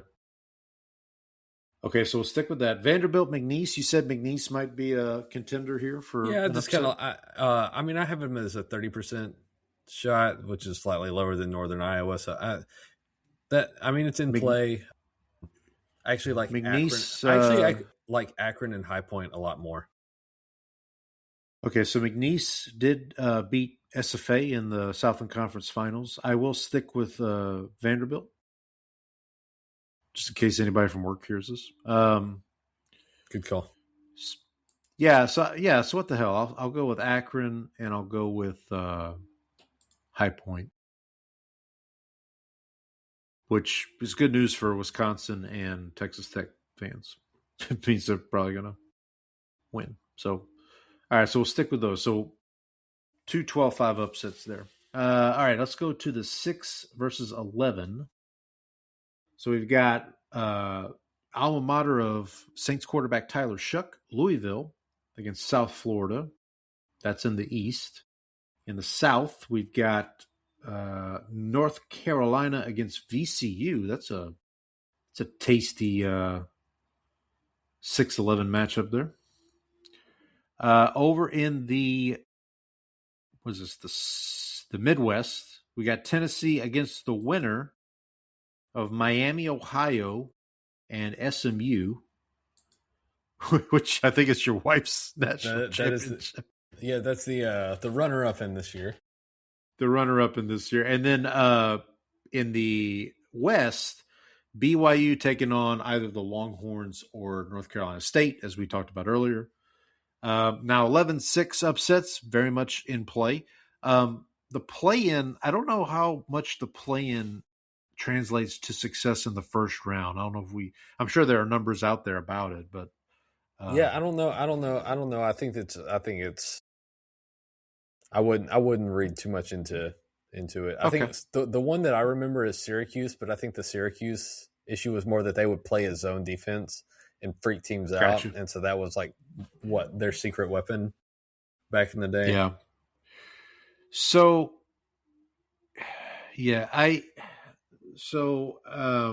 any of these stick out to you as like a possible upset here? Caleb Williams, is it Caleb Williams? The quarterback? No, there's I can't remember his name. So I like Louisville to win their game. I think VCU could take out North Carolina because one of their star players is hurt. So they're going to be a little susceptible because of that. Tennessee, no, I would just take them over whoever wins that game. Because doesn't BYU have like one of the better players in the country on their team? They do. That's about all they have, though. It's a bit of the problem. Got it. Okay. Got it. I would still take BYU. I don't think Texas is very good. I don't think NC State is very good. I would take the talent there, but I would probably not take them to go super far. Let me see where I have them. Okay. By the way, while you're looking that up, I have them losing to Gonzaga in the second round. Just went to halftime. Texas 30, NC State 29 at half. So. But SFA 52-41 over Tulsa in the second half here. So Axe and Jacks.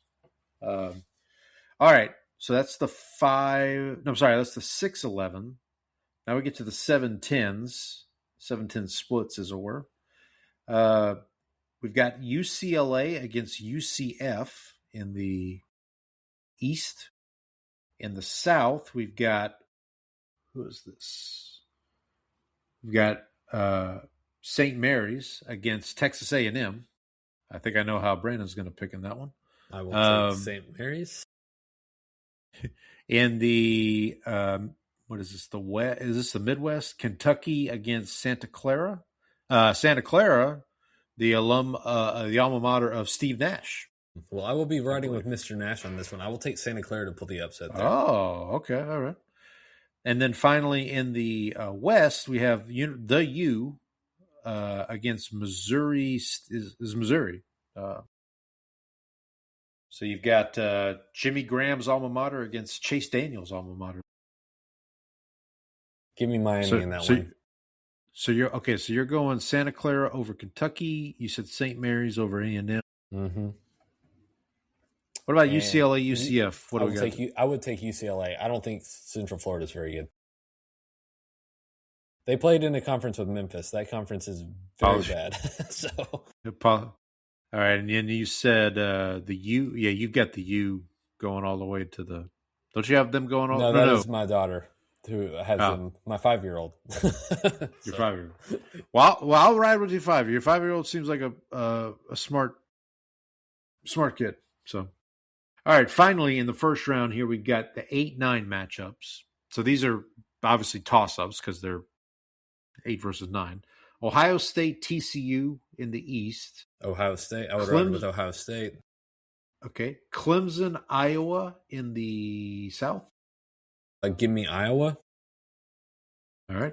Go Hawks. In the Midwest, we've got Georgia and St. Louis. Is that? That is correct. Yeah. Give me St. Louis on that one. All right. What's the St. Louis mascot? Billikens. The Billikens. Yeah. Okay. That's what I thought. I second guessed myself there. And then in the West, we have Villanova and Utah State. I will take Utah State in that. You go on Utah State now. So we've got, of the 4, 8, 9 matchups, we're going with 3 9 seeds. 3 9s. We're going 9-9-9. All right. Okay. All right. Now for the rest of this, let's just go. Bracket region by region here. So in the East, we've got Duke versus Ohio State. I'm guessing we're going Duke. Correct. St. John's against Kansas. Are we going? Where are we going? I will take St. John's. St. John's. Okay. Alma mater of Chris Mullen. Is that right? I think sure. Chris Mullen went to St. John's. Then we have Louisville against Michigan State. What are we thinking there? Michigan State? I will take. Let me check my bracket real quick. I have Louisville, Michigan State. I would lean Michigan State on that. Okay. And then we have UCLA and UConn. UConn? All right. That seems. So UConn will play. If this holds true, UConn will play two Big Ten teams in a row. UCLA's in the Big Ten. Classic Big Ten team, UCLA. Yeah. All right. So then in the Sweet 16 here, we've got Duke against St. John's. That's a classic college basketball matchup there. I think that's a tough matchup for Duke. I think St. John's is a little underseeded because I have St. John's rated. What do I have them? 19. 5 seeds about right then. Yeah, I think that's a tough matchup, but I will give the nod to Duke on that. Blue Devils, okay. And then Michigan State, UConn? Give me UConn. All right, so we got the Blue Bloods here, the Duke and UConn for in the Elite Eight, going to the chance to go to the Final Four. We're going with Duke. So Duke is going to be my pick just because I have them rated pretty high. I have them rated like a fair bit higher than all the other 1 seeds, and these are all good 1 seeds. So I will take Duke. Got it. Okay. Sounds good. Let's go to the South here. So we've got Florida against Iowa. I'm guessing we're going Florida here. I agree. Then we've got Vanderbilt against Nebraska. I would take Vanderbilt there. Vanderbilt, okay. So we're gonna have an all SEC matchup in the Sweet 16 here, or in the Elite Eight. Sweet 16. Well, yeah, Sweet 16, yeah. Yeah. Then we have VCU against Illinois. I feel like VCU and Illinois somehow play each other every year in the tournament. This feels like a very common matchup. I guess we're going Illinois. Yeah, I would go Illinois here. Is real quick, is Brad Underwood still the head coach at Illinois? Do we know? I think so. Pretty sure he is. He's the former SFA head coach once upon a time. And then we have Houston against who's this? St. Mary's. St. Mary's. Gales. Okay, sorry. The Gales, yes. I actually don't hate St. Mary's. I have in my bracket I have Houston moving on, but I would not be opposed to taking Houston out there. Okay. I'll stick with the local with the Cougars there. All right, so now we're in Sweet 16. We got Florida against Vanderbilt, all SEC matchup there. I guess we're going Florida, right? And then we have Illinois against Houston. What are we thinking there? I give Houston a 39% chance to make the Elite Eight. I give Illinois a 35% chance. It is a lean Houston, but it is a toss-up in that situation. Okay. And then finally in the Elite Eight, To go to the Final Four, we have Florida versus Houston. I'm guessing we're going Florida. I will take Florida. So far we've got 2 1 seeds in the Final Four, which is not, based on previous years, not likely. But, never know. All right, let's go over to the West, I guess. Or do you want to do West or Midwest? Or let's do West. Right, let's do Mid. I'm already up there. Okay, fair enough. So we've got Arizona against Utah State. I'm guessing Arizona on this one. I will take Arizona. Here's a fun one. 12 versus 13. We got High Point against Hawaii. I have High Point. High Point, all right. BYU against Gonzaga. I will take Gonzaga. Zags, John Stockton over Jimmer Fredette. And then Miami against Purdue. So Jimmy Graham versus Drew Brees here. I will ride with Mr. Breeze. Purdue, all right. Okay, so now we have Arizona against High Point. I don't know. Wonder what the odds were on that one back when the season started. I will take Arizona. And High Points. That is the high point of their season to get to the Sweet 16. Gonzaga, Purdue. I actually like Gonzaga. Gonzaga, okay. All right, so here we go. Arizona against Gonzaga. I'll go with the Zags. Go with the Zags. Okay, so the first non-1 seed in the Final Four here. And then finally the Midwest. So we've got Michigan against St. Louis, right? Mm-hmm. Yeah. Give me Michigan. I'm going the Wolverines, all right. We got Akron against Alabama. I will take Akron in that one. Let's have some fun. Let's go give it 12 seed a ride. Yeah, there we go. Live a little. Why not? We've got Tennessee against Virginia Tech. Didn't these two teams play in a bowl? This is Virginia, not Virginia Tech. Cavaliers. I'm sorry, Virginia. But didn't Tennessee and Virginia play in a bowl game this year? Probably. That happened. I feel like that happened. Are you going to Cavaliers here? I will stick with the Cavaliers. Okay. And then last but not least, Santa Clara against Iowa State. Okay, so Iowa State is a team that I always get really in on, and then they let me down. So I took Santa Clara because I'm tired. Okay. So this will be the year that they go on a run and make the Final Four. But they're not. They can't hurt me again. Yeah, that kind of thing. That's where I'm going. That's where I went with my bracket. If you want to keep Iowa State in, I think they're really good. Let's have some fun here. Okay, so it'd be really funny if the Elite Eight was Akron against Santa Clara, but I don't think that's going to be. How about, okay, so I'm guessing we're taking Michigan over Akron? We'll take Michigan over Akron. And then we got Virginia over Santa Clara? Yes. All righty. So then we have Michigan and Virginia. I would take Michigan. I know it's 3 1 seeds, but I think those 1 seeds are really good. There you go. All right, so our Final Four here, over on the left side of the bracket, I guess, we have Duke against Florida. We're thinking Duke. I like Duke, and I think Duke needs to get revenge for last year. Fair enough. By the way, where is the Final Four being played this year? Do we know? It's in Indianapolis. It's Indianapolis. Indianapolis. There you go. So we'll take Duke and then Gonzaga against Michigan. Let's go Michigan. Michigan, all right. So we have a is this a yeah, this is the Fab Four, right? Back when the Fab Five. This was Duke. Fab Five. Fab Five, excuse me. Fab Five, excuse me. The Beatles did not play Duke. My apologies to I guess Jimmy King. He was the one I forgot from the Fab Five. All right, so Duke, Michigan. So yeah, this is the Bobby Hurley Duke against the Chris Webber, Juwan Howard, Jalen Rose, Jimmy King, and who was the fifth one? I can't remember who the fifth. I can't remember either. That was a great 30 for 30, though. By the way, That was fantastic. That was one of the first ones I think I remember seeing. Yeah, I actually watched that with my wife, and my wife even really enjoyed it. That's how good it was. That'll tell you right there.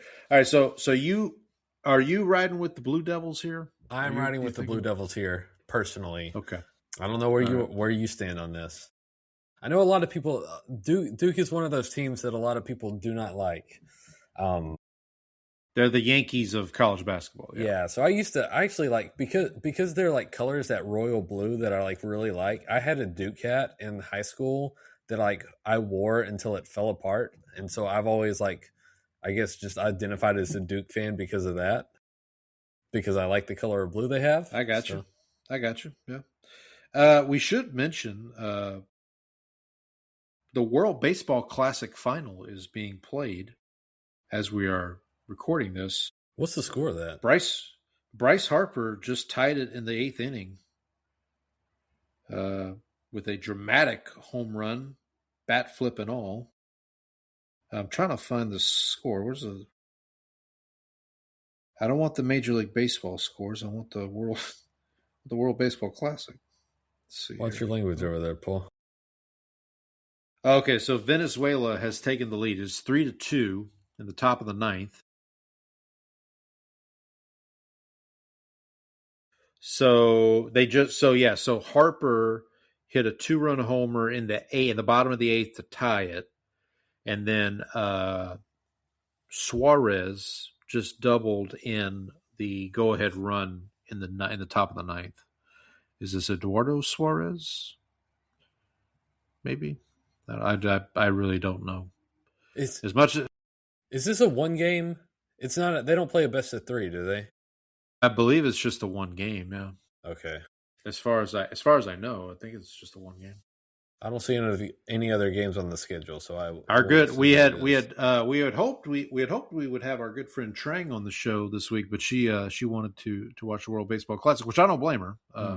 She is a big baseball fan. The Padres are her number one team. That was the reason I wanted to have her on the show, was because I wanted to kind of our de facto baseball, because I know you and we don't talk baseball a lot on the show. I thought she could be kind of our de facto baseball preview. Season's coming up, but I think she saw that score from the Rangers and Padres from the other day. Oh, maybe that's what it was. Yeah. Maybe that's what it was. Well, maybe we could try to have her on next week, maybe to review the World Baseball Classic, and then also we can preview, because I did not know this. The opening day or opening night is on Netflix. Did you know this? Not aware. I opened Netflix the other day to watch something, and it's like, hey, Yankees Cubs or whatever the first game, which that's blasphemous in itself. Like interleague game on opening day, but that's a whole other story for a whole another day. Let me come up with a total combined score here for the final. The final's usually 80 to 70 for the NCAA. It's usually like 80, so like 150, 160, somewhere in that something like that range. We'll just do 160. That sounds good. All right. So are we all set? We're all set. I'm going to name my bracket here. I'm going to call it just Bless Them Boys official. Well, I would not for my work. No. You don't want anybody stumbling across this content. Yeah, right. Let's see. So I'll just put Paul E's poor picks. Well, this is, I guess, the play for prizes.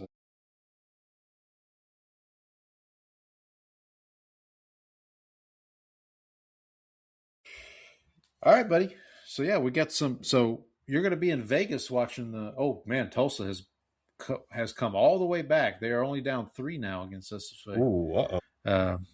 And we got about 8 minutes left in the second half here. So, see if the Lumberjacks can. Big 3-pointer for the Lumberjacks there. Extend the lead to 6. The game is in Tulsa, for what it's worth. So okay. They wouldn't let Tulsa didn't want to travel to Nacogdoches, I guess. We're not coming into East Texas. Right. Well, can't blame them there. Okay. So next week, let's see what we got next week. So we've got we'll probably talk basketball, college basketball going on with this. We'll try to have Trang on. Maybe we can talk a little baseball. We also need to let her take a victory lap with the Seahawks. True. We haven't had a chance to talk to her since the Seahawks won the Super Bowl, and she is a little displeased, I think, with the Kenneth Walker departure. So maybe we can get her thoughts there. We'll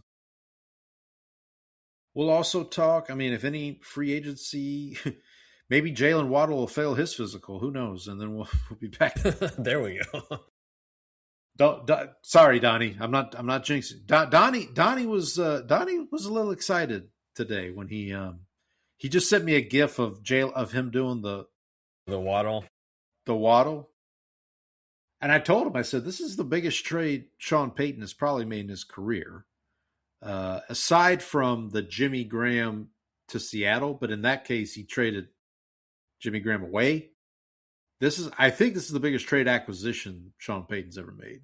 If I had to, I mean, because Breeze was a free agent signing, right, so that doesn't count. Yeah. I mean, I'm trying to think off the top of my head. He did trade for, who was the linebacker we traded for? It was a Quan Alexander in the middle Kiko Alonso. Well, yeah, that was, of course. How could we forget? The legend Kiko Alonso. But no, I think this is probably his biggest, off-season trade for sure. Mm. He did. I really am disappointed that Dez Bryant never played. Poor Dez. He signed with the Saints and then snapped his Achilles in practice. It was terrible. I hated it. I really was looking forward to Dez being a Saint, and just didn't work out. So that would have been. He probably would be my favorite. Well, except for maybe Leroy Glover. He probably would have been my favorite Saint Cowboy. He was his time when he was at his peak. He was fun to watch. Just one of those players. Yeah. He was one of those few players where running a goal line fade was actually an efficient play. Just because he could go up and get the ball over people, and he was so physical and had such big hands. He would just squeeze the ball. So yeah, it's a shame. It's a shame that his legacy is kind of in the Dez caught it thing. Yeah, getting ripped off by the officials is his legacy. Well, I don't know. I don't want to bring up painful memories, but I don't know if I've told you my experience watching that game. I was watching that game with the sound off. I just had the TV on, and I remember seeing the play in real time, and I was like, "Oh, okay, they're checking to see if he scored or whatever." Didn't think anything about it, and then I look back, and Green Bay has the ball. And they're running out the clock, and I'm like, "Wait, did they throw? What happened? Yeah. Did they fumble on the goal line? What?" So yeah, that was a mess. That was all right. That was. But was that the divisional round? Yeah, or was that a? Yeah, it was. Okay, that was the divisional round. Okay, so that wasn't. Yeah, well, you and I have both been through our share of playoff heartbreak. Yeah. Oh, hey, SFA's women's team is in the tournament as well. But they're in a play-in game with Missouri State, it looks like. So anyway, yeah, we'll recap all the basketball. Who knows? Hopefully our picks are good. Good luck to everybody who filled out a bracket if you're doing that. Happy St. Patrick's Day to everybody, all our Irish fans out there. Best of luck to you. Happy St. Patrick's. Yeah. Hey, the Pete. You're right on the border. We'll be back next week. We'll talk. Who knows? Maybe there's some football to talk about next week, too. I'm sure the NFL will find something. Oh, by the way, I did want to mention this real quick before we go. It does appear that the Seahawks will be hosting the first game of the season. However, it will be on Wednesday. It's going to be played. It will be played on Wednesday, and then the Rams 49ers Australia game will be Thursday. Right. Well, technically be Friday in Australia, but it'll be Thursday here, I think. And that's the important thing. What time is it here? Right. Fair enough. But anyway, so thanks to everybody for checking us out. We'll see everybody next week. Hope everybody has a good St. Patrick's Day. Happy March Madness and happy football. We'll see everybody next week. Happy basketball. Happy basketball.